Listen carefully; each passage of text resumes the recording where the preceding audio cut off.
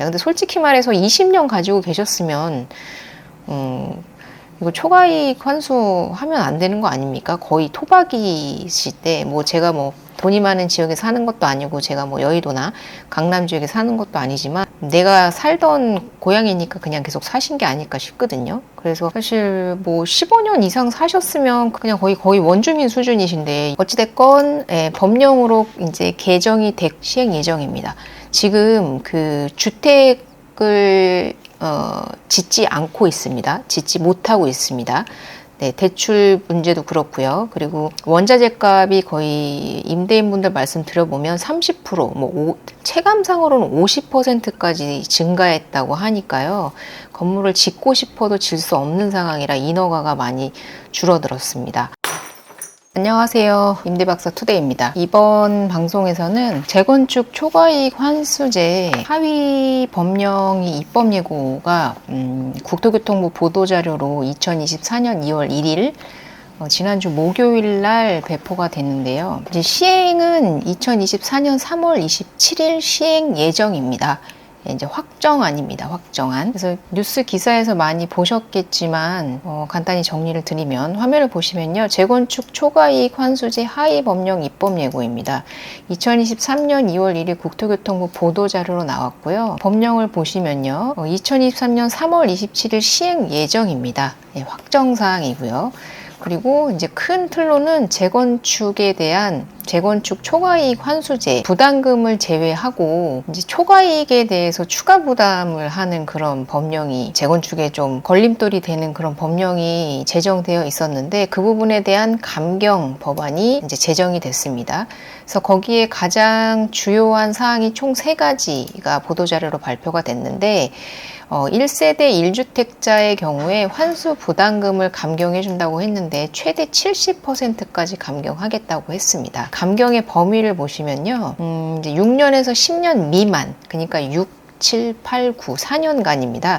그래서 10에서 40%인데 실제로 법령을 보시면요. 6년은 10%, 7년은 20%, 8년은 30%, 9년은 40% 이렇게 되어 있습니다. 그리고 6년에서 15년 미만은 50%, 그리고 15년에서 20년 미만은 60%, 20년 이상은 70%로 최대 초과이익에 대한 그 환수 감경률을 최대 70%까지 부여하겠다고 발표를 했고요. 그리고 60세 이상의 경우에는 1세대 1주택자이신 경우에는 처분 시까지 그마저도 납부 유예를 해주겠다 이렇게 발표를 했습니다. 이게 다 법령으로 지금 제정된 사항이고요. 그리고 이게 추가된 사항인데 초과이익 차감 개발 비용 인정 범위를 확대하겠다고 했는데 이게 어떤 내용이냐면 시행령 개정안에 적용이 되는 사항입니다. 예를 들어 신탁으로 부동산 개발이 진행된다거나 신탁 플러스 공공임대로 진행이 되는 경우에 부담금을 더 추가적으로 할인해주는 그런 인정 범위를 확대하겠다는 거고요. 그래서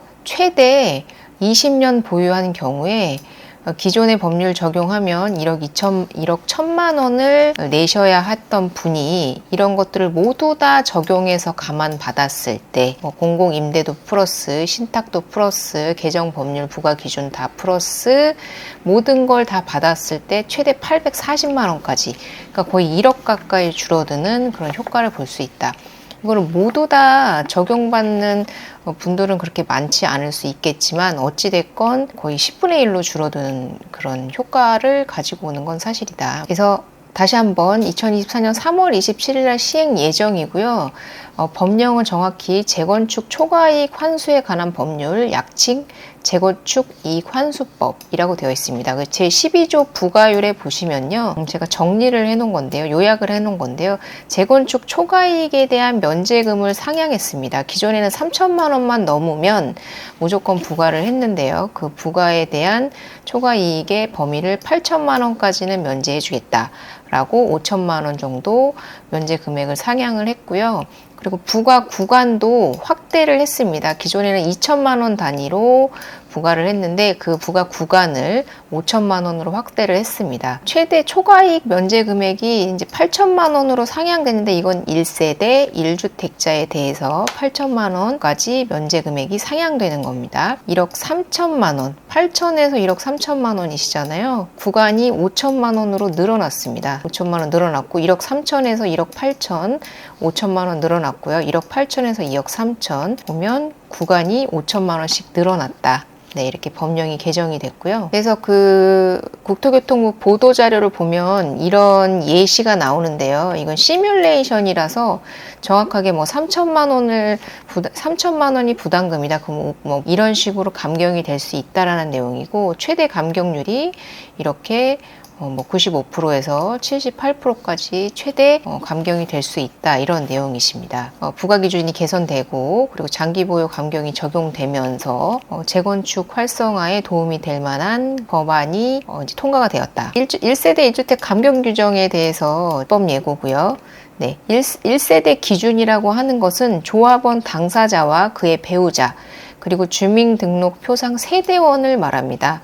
근데 주민등록표상 세대원에서 60세 이상의 직계 존속, 그러니까 존속은 나의 부모님, 그리고 비속은 나의 자녀인데요.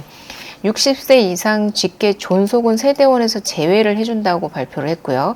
근데 반대로 19세 미만의 비속, 그러니까 내 자식, 근데 19세가 아직 안 된 미성년자의 경우에는 무조건 세대원으로 포함한다. 주민등록표상 세대원으로 들어있지 않더라도 무조건 포함하기 때문에 이 부분을 주의하셔야 된다. 그래서 1세대 1주택자의 경우에는 이렇게 기간에 따라서 감경을 해주고, 아까 말씀드린 대로 기본적으로는 8천만 원까지 면제, 부과 구간을 5천만 원으로 확대해서 그 부담되는 그 부담금이 많이 줄어들게 되었다. 그래서 다시 한번 보면 그냥 이것도 사례를 말씀드리는 건데, 이제 종전 법률을 적용하면 1억 1천만 원이었던 것이 개정 법률 이제 부과 기준과 개시 시점에 따라서 조금씩 다르긴 하지만 어찌됐건 뭐 50% 감경 받았다고 했을 때 5,500만 원에 뭐 이제 신탁으로 부동산 개발을 진행하거나 거기에 추가적으로 공공임대까지 추가를 하게 되면 이렇게 비용에 그런 혜택이 있고 거기에 장기 보유 감면까지 받게 되면 최대 840만 원까지 줄일 수 있다. 근데 솔직히 말해서 20년 가지고 계셨으면 이거 초과이익 환수하면 안 되는 거 아닙니까? 거의 토박이실 때, 뭐 제가 뭐 돈이 많은 지역에 사는 것도 아니고 제가 뭐 여의도나 강남 지역에 사는 것도 아니지만 한 지역에서 20년 사셨으면 그게 뭐 투기의 목적이라기보다는 그냥 내가 살던 고향이니까 그냥 계속 사신 게 아닐까 싶거든요. 그래서 사실 뭐 15년 이상 사셨으면 그냥 거의 원주민 수준이신데 이런 거에도 무슨 뭔가 세율을 이렇게 크게 부과한다라는 게 참 부당했던 정책이었다. 라는 생각이 들고요. 어찌됐건 법령으로 이제 개정이 됐고 시행 예정이기 때문에 2023년 3월 27일부터 시행 예정입니다. 지금 그 주택을 짓지 않고 있습니다. 짓지 못하고 있습니다. 네, 대출 문제도 그렇고요. 그리고 원자재 값이 거의 임대인분들 말씀 드려보면 30%, 뭐 체감상으로는 50%까지 증가했다고 하니까요. 건물을 짓고 싶어도 질 수 없는 상황이라 인허가가 많이 줄어들었습니다. 그래서 빌라 같은 경우에는 거의 25%, 그러니까 4분의 1 토막 정도 날 정도로 어마어마하게 인허가 물량이 줄어들고 있는 상태라서 수도권 지역의 재건축이 진행되지 않으면 지금 몇 년 안에 공급 대란이 일어날 수도 있다는 것 때문에 지금 재건축 재개발에 대한, 그리고 일기 신도시 특별법에 대한 그런 정책들을 계속해서 내놓고 있습니다. 그래서 어떻게 진행이 될지는 모르겠지만 가격이 너무 폭등하는 그런 일은 없었으면 좋겠습니다. 네, 이상 도움 되셨길 바라고요. 여기까지 마치겠습니다. 감사합니다.